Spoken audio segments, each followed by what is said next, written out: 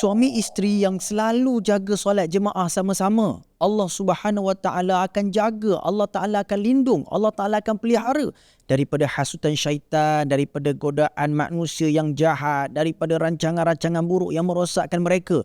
Jaga solat jemaah. Pahala solat jemaah tu 27.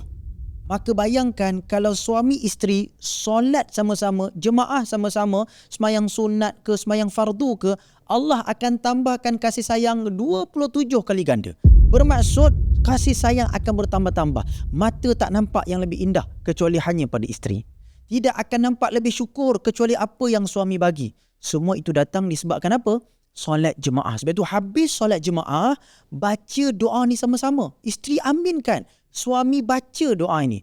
Yang pertama, inna fatahna laka fataham mubina, inna fatahna laka fataham mubina. Minta Allah buka segala jalan yang tertutup. Minta Allah bagi jawapan bagi segala masalah yang kita tak dapat nak selesaikan.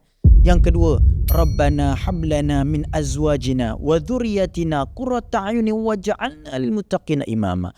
Ulang banyak kali lepas solat, amin.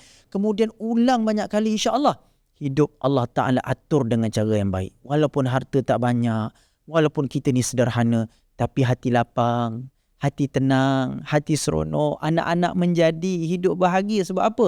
Rahsia solat jemaah. Jadi suami isteri, baik pulih kembali ahli keluarga, baik pulih balik hubungan rumah tangga dengan solat jemaah. Amalkan ya, amalkan. Pasti mustajab.